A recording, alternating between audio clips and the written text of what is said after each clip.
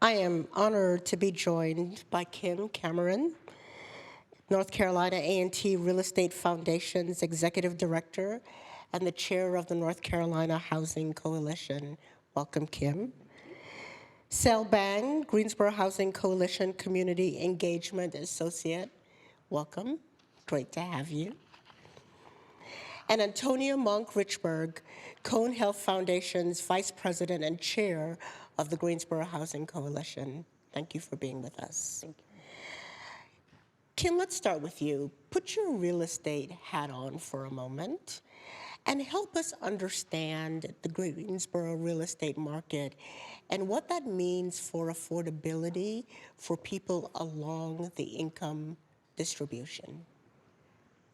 The Greensboro real estate market, and really the whole entire state of North Carolina, right now is experiencing a skyrocketing real estate market where prices are pretty much really out of control. You have a lot of people who would normally not have issues buying a house, having problems buying a house. And it's primarily because you have wholesale buyers, warehouse buyers that are coming in and outbidding everyone. They will offer $10,000 to $20,000 above asking price and pay cash.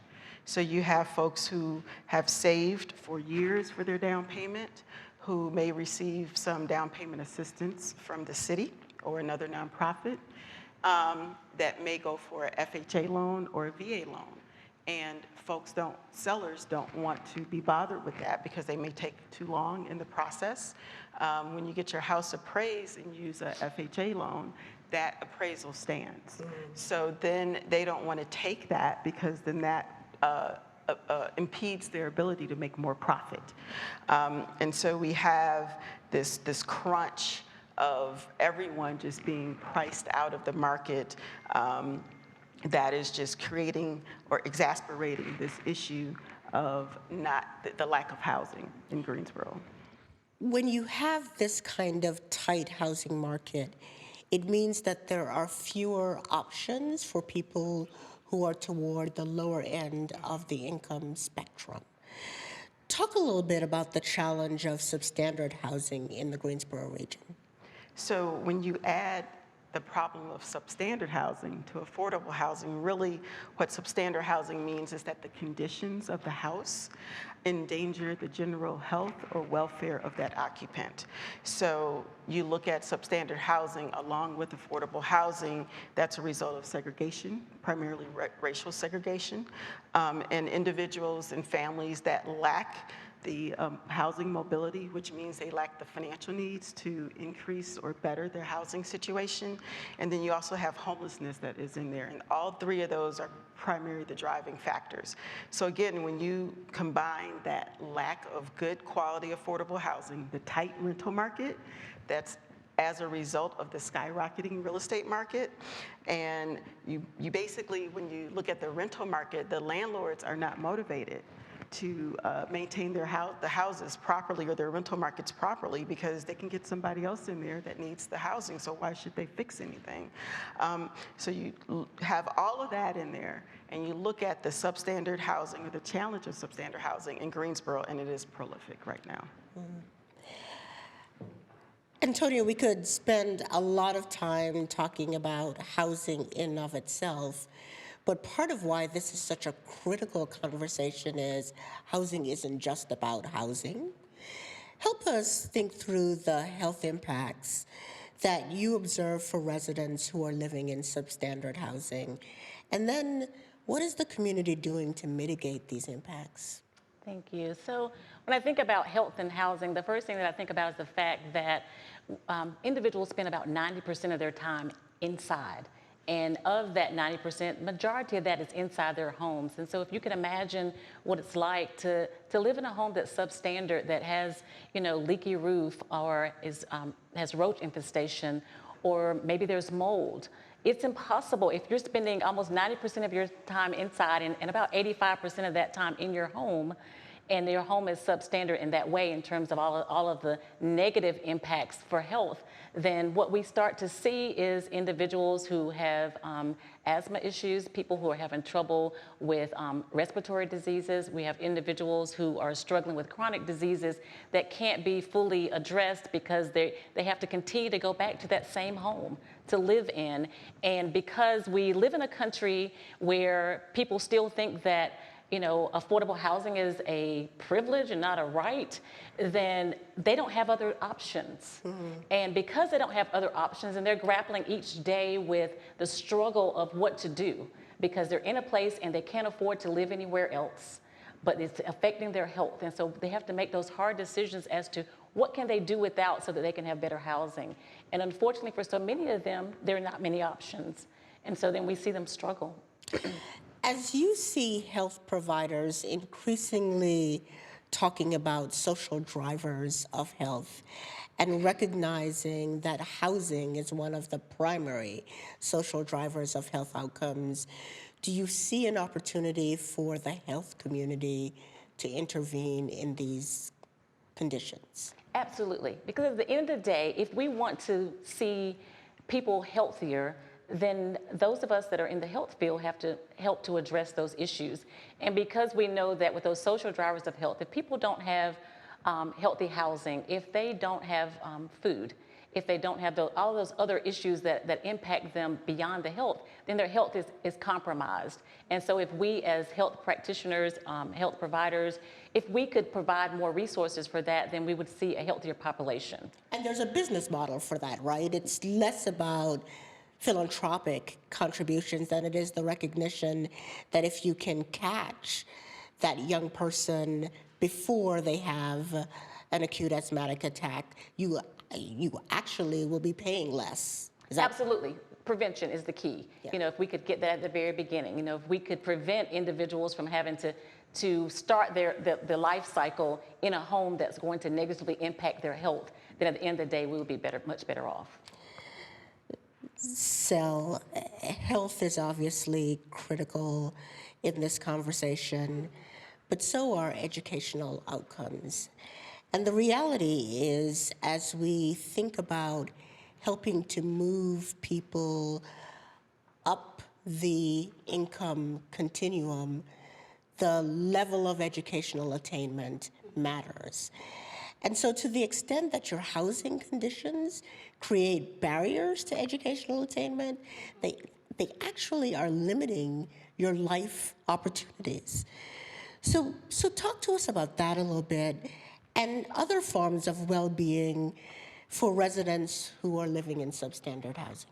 Yeah, so one of the benefits from having education, I know at the Greensboro Housing Coalition, we have two Healthy Homes inspectors are HQS certified, and when they do come into the homes, they assess the home, and they also inform those that they're visiting, this is what's going on with your home, this is what you can do to advocate for yourself, and also like supporting them while they're advocating with their landlord as well to fix the issue. And I think education is just really important. I'm always a firm believer that knowledge is power, and the more that we know, the more that we feel comfortable in our voice and who we are and knowing our value. A lot of the times, being a resident of Cottage Grove myself and living in East Greensboro, we become so conditioned to our environment, and with that, we think that that is the only thing that is available for us. And so everything else is out of our reach and not meant for us. And so we're excluded from that. And, if, coming from being a refugee background and going to college, I see how that has changed my life and changed my family's life as well, because I can advocate for them and be there for them. And so that's the power of education, and getting outside of those walls at such a young age was really important. And I hope that, many young children have that opportunity as well, so they can know that there's so much outside of their current condition right now, and that they deserve so much more, and that's just the power of education. Thank you for sharing your personal story. And Antonia, I want to go back to you to pick up on what Sel has been saying. So we know that your living environment often has an effect on your aspirations or your sense of agency. We also know that your living environment can have physical impacts on brain development. How do we get that conversation going in communities? So I think that one thing that we have to think about is the fact that when you're living in a community where you have substandard housing and you're stuck there and you've been there for multiple years, one of the things that's impacted greatly is your mental health. Just the fact you're in that state and can't get out, your mental health is impacted. And so I think that it's incumbent upon us as leaders to think about how can we make a difference for those individuals and to to lift that up as something that needs to be addressed, not something that's optional, but something that actually needs to be addressed, and it needs to be at the top of the list in terms of priority. Because when you don't have housing, then you have difficulty. Let me change that. When you don't have decent housing, then it impacts your ability to keep a job. It impacts your ability to be healthy. It impacts your ability to just function well. When you live in substandard neighborhoods, you can't get out and walk and be healthy in that way because it's not safe. And so how do you fix that? Well, until that becomes a priority for our community, until we start to put money toward that, then we really can't make a difference. And so I'm hopeful that we'll get to a point where people see that the individuals that are living in substandard housing deserve more, they deserve better. And we need to lift that up and let that be a priority for this community. Antonia, you talked a little bit in sharing your own story about what it means to be an immigrant in the community.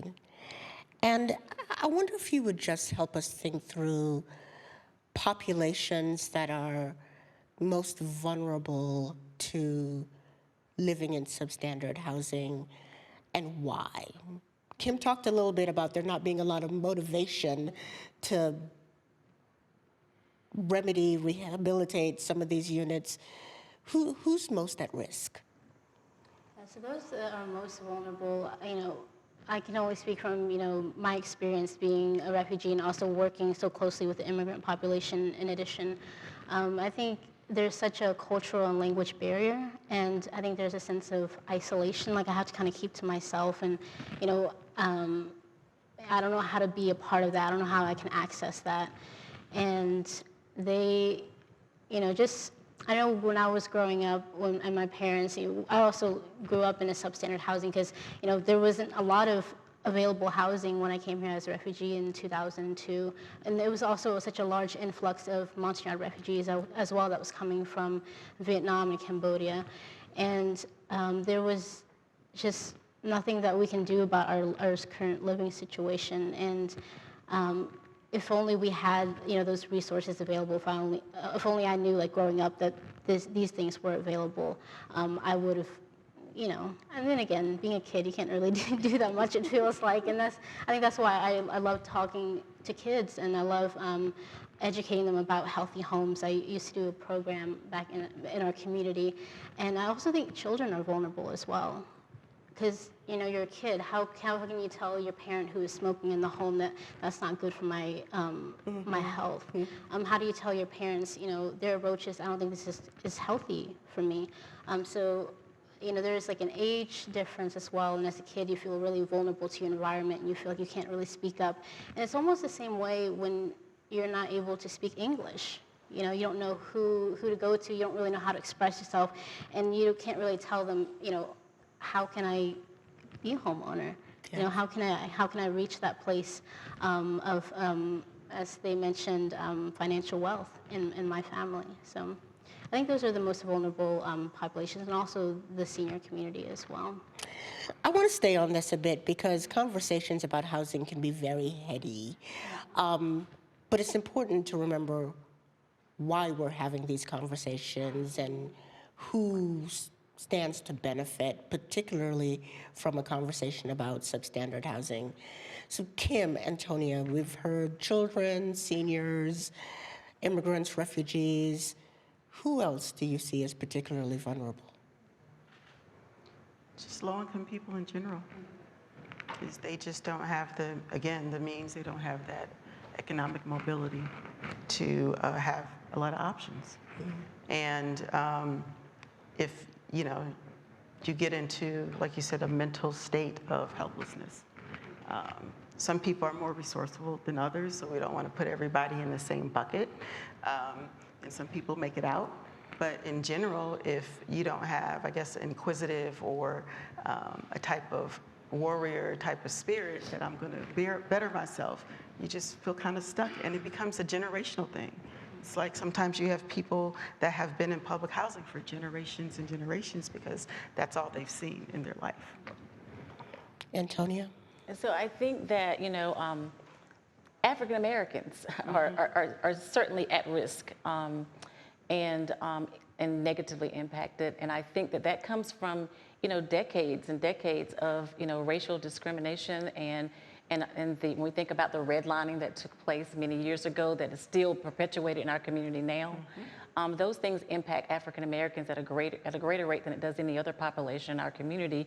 And we're the same people that are the low renters or the renters, or we're living in substandard housing. And so I think that should be something that's talked about more, and we need to address it because the reality of the matter is that we've been talking about it for a very long time, but nothing seems to happen.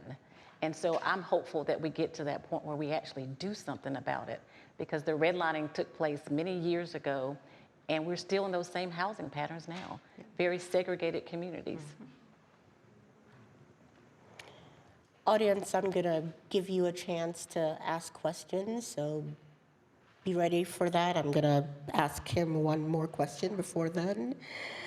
What are your ideas, Kim, on how public and private stakeholders can get together to better respond to the particular issue of substandard housing properties?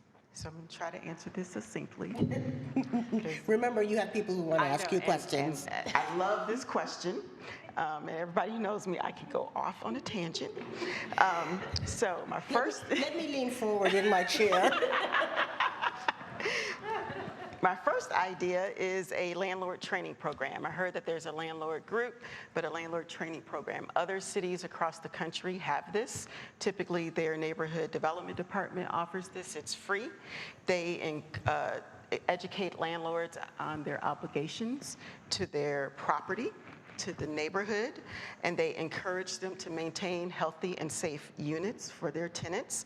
They teach them how to keep criminal activity out of their rental units. So that is one private-public partnership that could happen. Idea 2A is to develop a system in a neighborhood where the neighborhood association has like an agreement with the existing property owners, and they have a first alert system. So if a property is going to come up for sale, they notify the neighborhood first instead of putting it on the market. And then someone in the neighborhood can buy that house, or they can alert a family member to buy that house. And then you have home ownership that increases. Idea 2B on that is the same type of system, but the existing, an existing homeowner buys that house, and then they rehab it and they rent it out. Because if you're already in that neighborhood, you have that pride in that neighborhood, and it does not become dilapidated, right? You want to see that house right next to you because you own it. You're not going to let it go down. And then the city comes in with that, where they provide the assistance to purchase and renovate that house for the renter.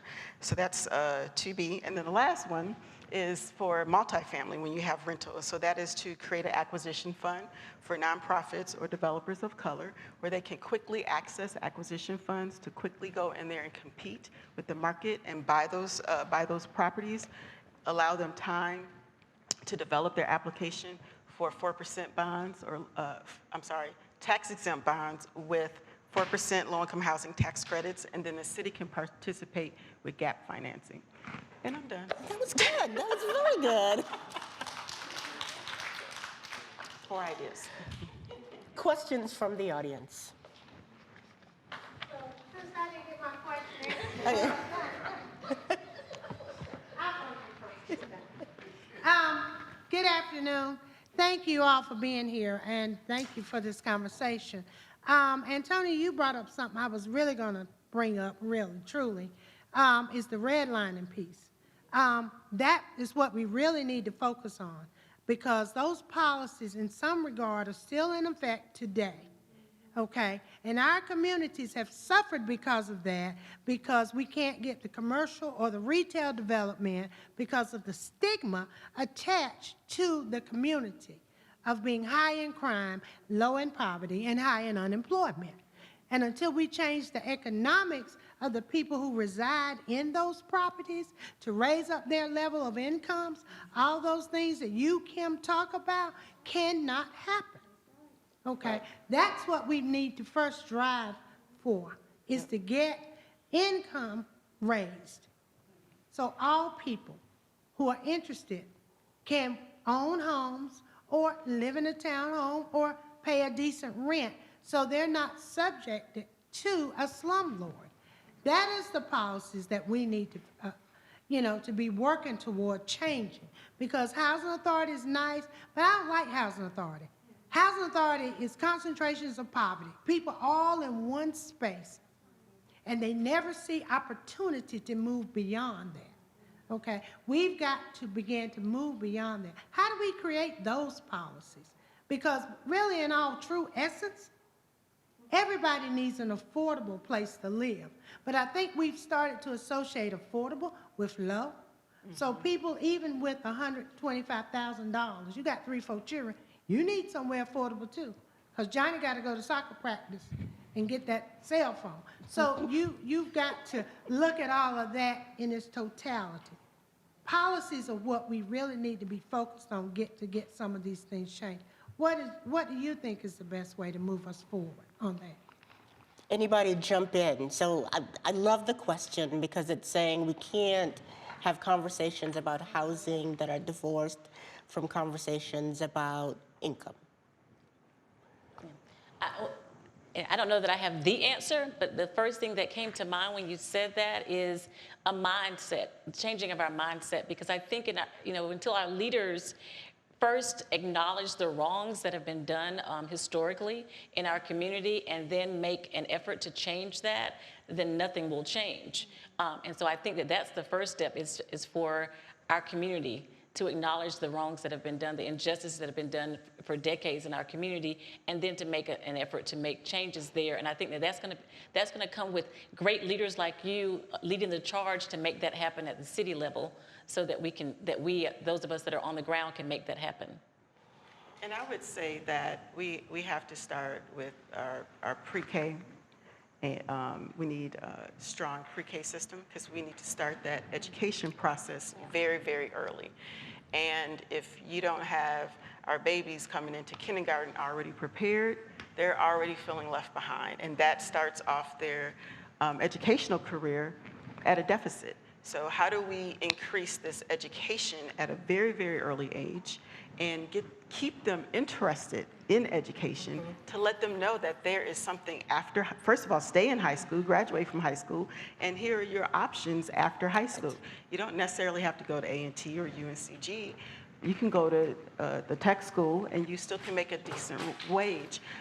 There's a recent article, and A&T also is experiencing a very low male rate of college attendance. So what has happened over these past few years, that the women, the girls are fine. We keep progressing and going on to college, but something's happening to our male population, and it's the total male population. And anytime it's totality, Black people experience it that much worse. Yep, thank you. Sir, I know you were gonna ask a question. Let's get your question in. Edward Fort, Chancellor Emeritus at A&T. Kim, you got me excited with your 3 points. And elaborate on this issue of landlord training. So, different cities, one city that I grew up in has a landlord training program, and it is to, again, they go over tenant rights, landlord rights, how to keep your property meet your obligations and keep it maintained, and then also to how to keep your property safe and keep the the criminal activity, which could be a detriment to the neighborhood, to keep that out of your property, or if it gets in there, what's the quickest way to get them out? Great, thanks. I also really love that idea, Kim, because I think it recognizes that there are landlords who might do better if they knew better. And we sometimes have an assumption that people know what it is they need to do. But this is an opportunity to test that assumption by giving resources to landlords and giving them an opportunity to partner with the public sector, again, in a way that may yield win-win results. Thank you all for a very engaging conversation. Thank you all for joining us. This has been a conversation about a really big issue, as the questions make clear, the panelists have made clear. But it's also true that there are creative solutions out there. And we're hoping that you in your community will watch Greensboro, learn from Greensboro, and figure out what you need to do to make housing more affordable for all of your residents. Thank you so much. I'm Anita Brown-Graham. This is ncIMPACT.